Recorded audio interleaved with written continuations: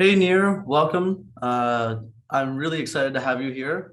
Saying that you've had an incredible career would be an understatement. You've worked at BCG, co-founded and sold two companies, and written some of the top best-selling books in the world.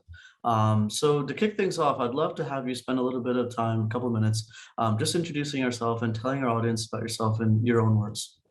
Sure. Thank you for that introduction. I appreciate it. Yeah. My name is Nir Eyal, and I am a behavioral designer. So I help companies build the kind of products and services that get people hooked to healthy habits. So I work primarily with healthcare, with financial services, education products, any type of product or service that can improve people's lives by helping them form good habits. So I spent many years teaching at the Stanford Graduate School of Business, and then later at the Hasso-Plattner Institute of Design. And then I wrote my first book, Hooked: How to Build Habit Forming Products. And then more recently, I wrote my second book, Indistractable: How to Control Your Attention and Choose Your Life, which is about the other side. So if Hooked is about how to build good habits, Indistractable is about how to break bad habits. That's awesome. And speaking of that, the MIT Technology Review has called you the prophet of habit forming technology. And your book Hook that you referenced is the industry standard playbook for building these habit forming products. I'm curious, like what sparked your interest in habits and in that industry, and what led you to write Hooked? Yeah, so I was really fascinated by how these companies do it. So when we think about the world's most habit forming products, when we think about Facebook, Twitter, Instagram, WhatsApp, Slack, Snapchat, YouTube, I wanted to figure out what's their secret. How do they do it? How did they keep people coming back? And so the more research I did, I realized that these techniques can be used by everyone, right? So I didn't write the Hooked for their benefit. I wrote it for our benefit. I wanted a book, frankly, for myself so that I could build the next habit forming product. And once I discovered these techniques, I started blogging about them. I didn't intend to write a book originally. I just was sharing what I was learning, and with the intent of kind of codifying what I was picking up so that I could build a product myself. And that kind of became my product. So a professor from Stanford who I took a class with when I was there reached out and said, "Hey, I really like your stuff. What do you think about teaching a class with me?" And so I jumped up at the opportunity, and we built a class together. And then kind of one thing led to another, and I kept down this line of exploration. But really, it started from trying to scratch my own itch that I wanted to figure out how to build habit forming products for myself, because I wanted to start another product company, and I didn't see any guidebook for how to do that. And so I decided to research it myself. No, that totally makes sense. And I think the majority of our audience has probably already heard and is familiar with the hook model. But it would be an honor to hear you briefly explain it in your own words. Sure. So the hook model is a four-step process that connects the user's problem to your product with enough frequency to form a habit. So it's through successive cycles through these hooks that our preferences are shaped, that our tastes are formed, and that our habits take hold. So every hook starts with a trigger. A trigger is some kind of call to action. It tells us what to do next. Most people think about external triggers, which are all the pings, dings, and rings, everything in our outside environment that tells us what to do. But it turns out that the vast majority of our triggers are internal triggers. Internal triggers are uncomfortable emotional states that we seek to escape from. So when we're lonely, we check Facebook. When we're uncertain, we Google. When we're bored, we lots of things we can do for boredom, right? We can check the news, stock prices, sports scores, all kinds of things we can do to escape boredom. So the ultimate goal of a habit forming product is to be the product or service that you turn to with little or no conscious thought whenever you feel that internal trigger, so that eventually the product doesn't need to trigger you with external triggers at all. It only you use it based on how you are feeling, and that's when a product really forms a habit. So that's the first step, is the trigger phase. So having a clear external trigger, and then an identified internal trigger that your product will attach its use to. The next step of the hook is the action phase, which is defined as the simplest behavior done in anticipation of a reward. So the simplest thing the user can do to get relief from that discomfort: scrolling a feed, pushing a play button, checking a dashboard, whatever the case might be, the simplest action done in anticipation of reward. The next step of the hook model is the variable reward phase, which is where the user's itch is scratched a little bit. So this typically happens not only is the reward rewarding, but it's also variable. So this comes from the classic work of B.F. Skinner, where the father of operant conditioning, he had these experiments where he took pigeons, he put them in a little box. Today we call this a Skinner box. And he found that whenever he gave the pigeon a treat, a little food pellet, the pigeon would peck at the disc to get the food pellet. And this is called operant conditioning. No big deal. If you ever had a puppy or, kids, you probably train their behavior in one way or another with what we call operant conditioning. But then Skinner had a problem. You see, one day he walked into his lab and he found he didn't have enough of these food pellets. He was going to run out.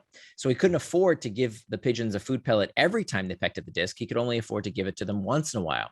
So sometimes the pigeon would peck at the disc. There'd be no reward. No food pellet would come out. The next time the pigeon would peck at the disc, they would receive a treat. And what Skinner found, to his amazement, was that the rate of response, the number of times the pigeon pecked at the disc, increased when the reward was given on a variable schedule of reinforcement. So we see this phenomenon in all sorts of products and services. When we think about what makes a book fun to read, well, it's about the uncertainty of the ending. Why do we watch sports on TV, whether it's football or cricket or whatever? We like watching these balls bounce around a pitch or a court because it's variable. We don't know what's going to happen next. Gambling, right? Why are games of chance fun? Because there's uncertainty there. Movies, the news, all these things. Of course, your news feed, the reason we check social media, it's all about variability. It's all about this uncertainty that we seek to try and control and understand, and it's very entertaining. So that variable reward phase is at the center of these of this 4 steps of the hook model. But there's one more step, and that last step is what's called the investment phase. The investment phase is something the user does to increase the likelihood of them coming back. Now, investments come in 2 forms, or they serve 2 purposes, I should say. They either load the next trigger, so something that the user does to bring themselves back. So for example, if I send a message on WhatsApp, I don't get any kind of immediate reward when I do that. What I'm doing is I'm loading the next trigger because I'm likely to get a reply. And that reply comes coupled in the form of a notification, an external trigger that prompts me through the hook once again. So that's the first way that investments increase the likelihood of the next pass, is by loading the next trigger. The second way is by storing value. And this is a really big deal. So this has never been done in the history of manufacturing. The fact that people can make a product get better and better with use. If you think about most goods and services, they depreciate. We use them up, right? Your clothing, your car, your furniture. The more you use these things, the less valuable they become. They depreciate. Habit-forming products do the opposite. Habit-forming products, the more we interact with them, the more valuable they become because of this concept of stored value. So the more data you put into a product, the more content you upload, the more followers you accrue, the better your reputation on a site, the more valuable it becomes to you, and the stickier it is, the harder it is to leave. That totally makes sense. And so, when you're explaining this, you made me think of TikTok, which, has been described as one of the most addictive products of the last decade. Would you agree, with that statement? I'm curious, is there anything that TikTok is doing differently here, or so that supplements your hook model that makes it so habit forming? Because I can definitely see the variable rewards, in the feed. Yeah. Yeah. Oh, TikTok follows the hook model to a T. It's probably one of the best examples. And in fact, it's one of the few apps that I cannot have on my phone because it's too much. Now, addiction is a funny word. We need to be careful about that term. And addiction is a medical disorder, right? It is a pathology. Between 3 to 5% of the population has some kind of addiction, but it's very rare, right? And 95% of us do not have an addiction. What we have is a distraction. So I don't know if I would say that, it addicts everybody. It certainly doesn't, just like all kinds of substances that are much more addictive than TikTok. Alcohol is very addictive, but very few people get addicted to it. How many of us have a glass of wine with dinner or a beer with lunch, but we're not alcoholics. So I think it's something similar with TikTok. It can be a distraction for sure. And that's why I don't have it on my phone, because I found it doesn't serve me, right? That it's nice, it's entertaining, it's fun, but at the end of the day, when I look back and I say, okay, did I spend my time the way I wanted to? I decided it wasn't a good use of my time, and so I don't have TikTok on my phone. But yeah, you see the hook model in spades in TikTok, right? What's the internal trigger? It's boredom, right? I mean, I don't know. Growing up, we used to watch America's Funniest Home Videos. Did you Yep. ever see that show? Yeah. That's all Yeah. TikTok is, essentially. I mean, what you know, Bob Saget would stand in front of on our television sets, and it was one of the most popular shows in America, and he would show us funny clips. That's what it was. It's the same thing. That's what TikTok is. It's just a lot of funny videos, and it's no surprise that people like it. What's different is that even though we go to it for the same internal trigger, right? The internal trigger is boredom. The action couldn't be easier. Now we don't have to wait for Thursdays at 7 p.m. for America's Funniest Home Videos to come on TV. We have it in our phones. So it's so much easier to access. Then the variable rewards. Well, the variable rewards are, of course, the videos. And then the investment is the fact that the more you use it, the more data they're collecting about you and the more they're tailoring the future videos based on what you're feeding the algorithm. So that's something that the television couldn't do either. So they're following the hook model to a T. I mean, it's a product that is very engaging and potentially a big time waster if you're not careful. No, I totally agree with that. And naturally, like when we're thinking about these sticky products, we think about consumer facing apps like TikTok. But I'm curious, like, can you speak to a little bit about how this model applies to B2B products? Are there any differences there that we need to be mindful of? Yeah, so the line of demarcation is not enterprise or consumer web. The line of demarcation is frequent or infrequent. So if a product is not used frequently, it's very difficult to form a habit around that product. So the cutoff point seems to be about a week's time or less. And of course, the more frequently the behavior, the more likely the user is to form a habit. So we see the exact same phenomenon with enterprise products, particularly SaaS products, right? Products that if people don't use, they're going to stop paying for. The same exact rules apply. So whether it's Salesforce, Stack Overflow, GitHub, I mean, the list goes on and on. If you think of many successful SaaS products, they all have to form habits because again, if people don't use them, they churn out, they stop paying for them. So it's absolutely critical in the enterprise space. If it's a repeat product, a repeat use product, that people form habits around that product. Where it's not as useful is for products that are used infrequently. So for example, let's take cybersecurity software, right? Cybersecurity software typically is not something you use every day. It's something you buy. It sits on some server somewhere and you don't use it until something terrible happens or some kind of breach. Well, that's a sales-driven company versus a product-driven company, right? It needs to be sold into the enterprise. And then once it's bought, it's not used unless something terrible happens. That's not a product you need to form a habit around, again, because it's not used frequently. But if it's a product that does need frequent engagement, enterprise or consumer web, doesn't matter, it's got to have a hook. That makes sense. So I like that line is frequency versus not using the product as frequently. So are there any, you mentioned like Slack, GitHub, and a few other B2B products. Is there one that you can break down similar to how you did TikTok that you think has done a good job of following the hook model? I think Slack is a terrific example, the world's largest group messaging service, right? Especially now that people are working from home, we're on it all the time, right? So what's the hook? It's the internal trigger. We always want to look for internal triggers. We want to look for existing needs. And so, the existing behavior used to be standing around the water cooler, right? Before Slack, what did people do? They got together in the break room and they chit chatted. What's going on? What's the latest? So the fear of missing out, FOMO, is probably the biggest reason for using Slack, making sure that you're up to date on what's happening in the office. That's the internal trigger. The action is to, open the app to check the feed of different channels. The variable reward is what's in the channels, right? What are people talking about? It's what we call rewards of the tribe. And then the investment is to participate, that when you send a message, when you add to the conversation, when you add to the Slack channel, you are loading the next trigger because you're likely to get some kind of interaction with what you said. And the more you add to that conversation, either by adding people to it, by adding APIs to Slack, all kinds of things you can do to customize, to invest in the platform, you're making it more valuable with use, which means you're more likely to stick with it. That totally makes sense. Thank you for breaking that down. Sure. Similar to like, using, the hook model to build sticky products, another tactic that people use is gamification. And every, major tech company has played around with it at some point.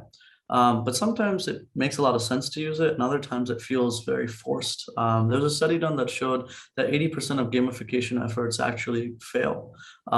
So it's usually in a large part because these product builders don't know when it's appropriate and when it's not. So can you speak to that a little bit on when you think a company should use gamification? Can you think of an example of a company that has done it really well, where it just feels seamless? And any guiding principles you have around that? Sure. So I'm not the biggest fan of gamification. I think that I'm not surprised by that statistic that 80% of the time it doesn't work. And I know why it doesn't work. The reason it doesn't work is because it's like trying to serve what we call in the industry chocolate covered broccoli. Chocolate covered Mhm. broccoli is when we take something we think people need, right? They need to eat their vegetables, but they don't want to eat their vegetables. So what do? We put chocolate on top of it and think, oh, now they're going to love it. Well, nobody likes chocolate covered broccoli. That's disgusting. So that's kind of what gamification tends to do. Now, the reason it doesn't work is that it's not based on the right internal trigger. So if the internal trigger is boredom, well, then gamification is great because gamification entertains, right? So that's an appropriate use of gamification is when the internal trigger is boredom. Mhm. Gamification entertains. But when the internal trigger is something else, right? Let's say it's workplace uncertainty. Let's say it's anxiety. Let's say it's stress. I don't want your stupid badges and points and leaderboards. Get out of my face, Mhm. right? So the idea here is that we always want to connect the reward with the internal trigger. If the internal trigger is loneliness, we have to connect people together. If the internal trigger is uncertainty, we have to give people assurance. So it's not that gamification is bad, it's that it's generally misapplied. It should really only be used when the internal trigger is boredom. That makes sense. And, I can think of an example of companies that have faced backlash for that. A prime example is Robinhood. Whenever you make a trade on it, they just drop a lot of confetti on the screen. And it's sort of that reward system that you're describing, encouraging you to probably want to trade more because they make money on selling order flow data. So I'd love to, hear a little bit more about the responsibility that product builders have to ensure that we aren't abusing the hook model or abusing gamification to the detriment of consumers. Yeah. So for the vast majority of us, we don't need to worry about addicting anybody, right? So the vast majority of products, nobody's getting addicted to educational software. Nobody's getting addicted to enterprise SaaS software. Like the vast majority of products, they don't worry about getting people to overuse a product. They're just wishing anybody would use their products. So, the real problem is not that a few companies are building the kind of products that suck us in. The real problem is that the vast majority of products suck. And that's why we need to apply these techniques more, right? That the vast majority of products are just awful and need to be more user-friendly and more engaging so that people actually do the things they want to do with these products, but for lack of good product design, don't do. So I think a good way to think about this is to understand what is manipulation. Manipulation has a negative connotation, but it's not necessarily a bad thing because there are two forms of manipulation. There's what we call persuasion. Persuasion is a form of manipulation. And persuasion is about helping the user do things they want to do.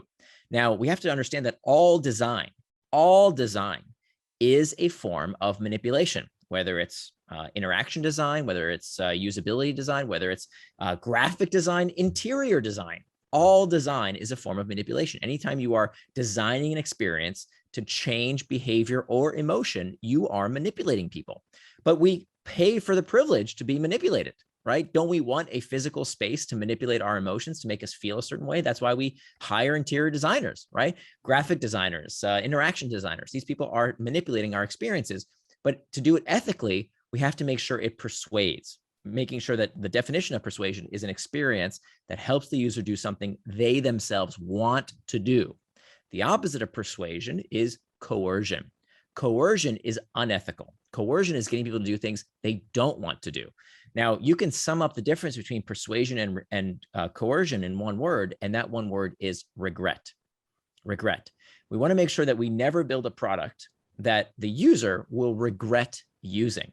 And so that simple test to ask ourselves, hey, if we use this design pattern, if we use this technique, and then users look back, will they regret using our product? That's a pretty good test to make sure that you're designing ethically. Because look, the fact of the matter is not only is it bad ethically to coerce people, it's bad for business, right? Because in this day and age, if you coerce somebody, if you trick them to doing something they later regret, not only are they not going to do business with you anymore, they're going to tell everybody they know not to do business with you anymore. So it behooves you ethically and for the profit motive to make sure that we only persuade and we never coerce. That makes total sense. Switching gears a little bit, you recently published a new book called Indistractable, which helps people focus in this world of infinite distractions. I personally have really found a lot of value in the book as someone who's, consistently just bombarded with push notifications and has a high screen time. So I'm curious, like, what inspired you to write Indistractable? Yeah, so Indistractable really came again from just like my the reason I wrote Hooked. It was I needed it. I wrote it for Yeah. me. I found I was very distracted, that I wasn't doing what I said I was going to do. I would say I was going to eat right and exercise, and yet I didn't, and I wouldn't. I would say I was going to finish a big project at work, and yet somehow 20, 30, 40 minutes later, I wasn't working on the thing I said I was going to work on. And so in all these areas of my life, I found that my struggle wasn't that I didn't know what to do. Fundamentally, I think we all know what to do, right? Who doesn't know that if you want to lose weight, you got to eat right and exercise? Does Mhm. anybody not know that? Do we really need another diet book to tell us that? Who doesn't know that if you want to have better relationships with the people you love, you have to be fully present with them as opposed to checking your phone in the middle of dinner? Does anybody not know that? We know that, but we do it anyway. Does anybody not know that if you want to be better at your job, you have to do the work, especially the hard stuff that other people don't want to do? We know this. The question is not, what do we do, or why don't we know what to do? The question is, why don't we freaking do it?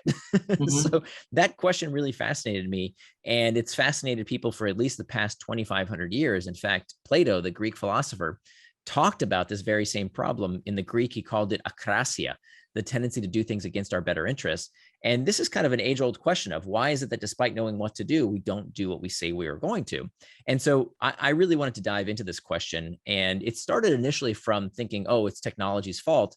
But of course, what I discovered is that it's not technology's fault, that technology is just the proximal cause. It's not the root cause of the problem, that people have always been struggling with distraction. It's an age-old problem, and people complain the same way they do today about phones and social media. They complained about the radio and the newspaper, and before that, the written word, right? Like all new technologies, people freak out and think is melting their brain, and that's never the answer. It's just an excuse. So I really wanted to go deeper into the psychology of why do we get distracted in the first place, because this is the skill of the century, right? So that even though distraction is not a new problem, today I think it's harder than ever to fight against unless you know what you're doing. That this will become the skill of the century.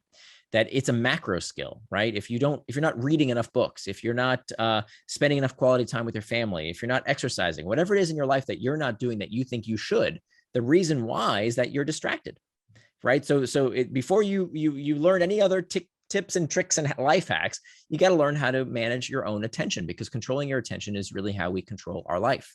So I really wanted this skill for myself. And so it took me 5 years to write this book, because I didn't want just another surface level answer of, oh, go on a digital detox, or, uninstall an app. Like that doesn't work.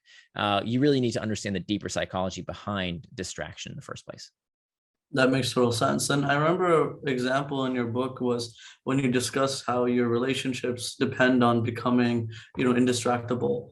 Can you share a little bit more about that with our audience today? Like, what are some good first steps they can take towards being indistractable? Yeah, so it starts by first defining what is distraction. And so this is an important one. So the best way to know if you understand what distraction is to know if you understand what distraction is not. So Mhm. if you ask people what's the opposite of distraction, most people will tell you it's focus, right? The opposite of distraction is focus, but not exactly. You see, if you look at the origin of the word, you'll find that the opposite of distraction is not focus. The opposite of distraction is traction. That both words come from the same Latin root, trahare, which means to pull, and they both end in the same 6 letters, A-C-T-I-O-N, that spells action. So traction, by definition, is any action that pulls you towards what you said you were going to do, things that you do with intent, things that move you closer to your goals and help you live out your values and become the kind of person you want to become. Those are acts of traction. The opposite of traction is distraction. Distraction is any action that pulls you further away from what you plan to do, further away from your goals, further away from your values, and further away from becoming the kind of person you want to become. So this is really important. This isn't just semantics. This is super important, because I would argue any action can be traction or distraction based on forethought, right? So for example, I used to sit down at my desk every morning for years and say, okay, I got that big project I have to do right now. I've been delaying on it. I've been procrastinating, but no more. I'm going to get to work on it. I'm going to get started right now. I'm going to finish it. Here I go. But first, let me check some email. right? Let me just scroll that Slack channel real quick. Let me just catch up on a few things. I'll do the easy things on my to-do list real quick just to get some momentum going. And what I didn't realize is that because I thought it was a work-related task, I was allowing distraction to trick me. And this is the most dangerous form of distraction. This is what tends to get people. People think, oh, the Facebook and Instagram and YouTube are distractions. No, it tends to be work distractions, working on the wrong thing, right? Or I should say the right thing at the wrong time is just as much of a distraction. So if you're checking work-related email, right, that's a work-related task. But if what you really need to do is work on that big project, because that's what you said you were going to do with your time, that's just as much of a distraction as playing a video game. So that's the most harmful form of distraction because you don't even realize it's happening to you. So that's the first thing, that any action can be a distraction. Even if it's a work-related task, doesn't mean it's not a distraction. If it's not what you said you were going to do with your time in advance, it's just as much of a distraction. Conversely, any action can be traction. So I hate this narrative that we hear these days, this moralizing and medicalizing of normal behavior. There's nothing wrong with going on Facebook. There's nothing wrong with watching YouTube videos. There's nothing wrong with any of this stuff as long as you do it on your schedule and according to your values. So if you plan time in your day to watch Netflix or scroll Instagram or whatever it is, great, do it, enjoy it. Don't feel guilty about it, but do it on your schedule. Don't do it because of somebody else's schedule or somebody else's values. So, the idea here is that I wanted a tech positive approach because I think there's a lot of tech bashing right now that is just a moral panic, right? It's people who aren't comfortable with these crazy new technologies of video games and social media, and they're getting all upset about it and calling it an addiction, when for the vast majority of people, it is not an addiction. It is simply a distraction. But distraction we can do something about, starting by understanding what is the difference between traction and distraction in your life. That makes total sense. I love that. And I think that's a really helpful mental model for our audience to use as well. Aside from Hooked and Indistractable, what are some books that you feel that everyone in Silicon Valley would benefit from reading? Oof, there's a lot of them. So a few of my recent favorites, Alchemy by Rory Sutherland, I think is a fantastic book. Rory Sutherland is kind of a well-known name in the behavioral economics and behavioral design space. And I think it's a brilliant book. Alchemy is wonderful. Another book I really like, I think everyone should read, is Factfulness by Hans Rosling. And that's a wonderful book because I think so basically the premise is that he gave a bunch of professors a test, a quiz on the state of the world.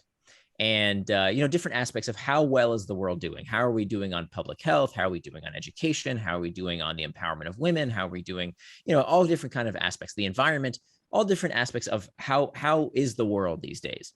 And with this battery of questions, he found that college professors scored worse than monkeys.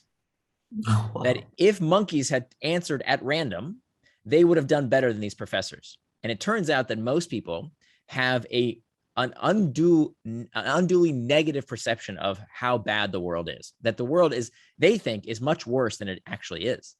And so Factfulness actually is this great wake-up call that should make us optimistic about the fact that the world is getting better. Of course, the reason we don't believe this, and people are saying, oh, how can that be true, is because the news media has an incentive based on the hook model, based on variable rewards, to keep you watching bad news, right? Nobody wants to see a story about, hey, thousands of people flew around the world in metal tubes at 30,000 feet, flying at almost the speed of sound and landed safely at their destination just fine. Nobody wants to hear that. We want to hear about the horrible plane crash. And so that's why we only see this steady diet of bad news. It turns out the world is getting better and better in almost every conceivable way. And so that this book, Factfulness, I think is a must read. That's awesome. And our audience should definitely check that out. In the recent years, you've invested a lot in companies, angel invested in a lot of companies, including, Eventbrite, Anchor.fm, which was acquired by Spotify, Product Hunt, which was acquired by AngelList, and Refresh.io, which was acquired by LinkedIn. So do you have like a guiding framework or philosophy for analyzing the products you invest in? I'm curious how you go about thinking about that. Yeah, so I only invest in companies that utilize the hook model. So that's kind of my investment thesis. So so far so good. I've invested in 5 unicorns out of 30 companies I've invested in over the That's awesome. past 10 years or so. So so far so good. And that's my investment thesis. I don't invest in any companies that don't utilize the hook model. Not that you can't build a good business without it. If it's a product that, like I said, is not used frequently, you don't need the hook model. So cybersecurity, for example, is a great example. I don't really do much in cybersecurity because they don't really need my help. But what the kind of companies that I do think I can be helpful to are the kind of companies that need repeat engagement. So I do a lot of ed tech, fintech, health tech. That tends to be kind of my area of focus. So what do I look for? I look for a big addressable market. That's usually the first criteria, a company that can really make a big impact in a market that's sizable. And then I look for, do they follow the hook model, right? Do they have a prototype of the hook model in action? And if they do, that's where I tend to dive deeper and learn about the team and learn about what kind of traction they've made so far. But yeah, so that's my competitive advantage is I think I can spot companies that have the potential to be habit forming before others can. That's awesome. That's a very unique take. Are there, out of curiosity, any companies that you recently invested in or that you're looking at that you're super excited about? Oh, there are several. So I invested in Kahoot a few years back, and that's today one of the world's largest educational software companies. I think they're valued at over $3 or $4 billion that uses the hook model. Another company that went public recently, Amplitude, is a company that I'm a shareholder in, and they've done incredibly well. They just went public 2 months ago. And I'm also a product evangelist for them, so I love their product. What else? I think the education space is very interesting. I made a couple of investments. I invested in a company called SWEs out of India that's bringing online education to people who don't have broadband. Maven is another company that does cohort-based learning. So yeah, there's all kinds of cool companies out there that are building healthy habits. That's awesome. That's really cool to hear. And I like that you have your own unique take on that. And it's definitely paid off really well. Okay, so to wrap up, what advice do you have for product builders who want to make, sticky and retentive products? Is there anything else that we didn't cover today that you think people should be mindful of? I think, one of the best pieces of advice I can give you is to follow what I call the manipulation matrix. And this is something that was in my book back when it was published in 2012. It's in Hooked in the chapter on the morality of manipulation, where I ask people to have this 2-part test to make sure that they're acting ethically when it comes to using these techniques. And the 2-part test is this. Number one, can you look at yourself in the mirror and answer in the affirmative to this question? That is what I'm working on materially improving people's lives. Okay, that's the first question you have to ask yourself. Is what I'm working on materially improving people's lives? Yes or no? But that's not enough. The second question is, am I the user? And the reason I want you to answer yes, that you are the user, is that I want you to break the first rule of drug dealing, right? The first rule of drug dealing is never get high on your own supply. But I want you to get high on your own supply. I want you to use your own product. Why? Because that way, if there are any deleterious effects to using your product, you're going to be the first person to know about it.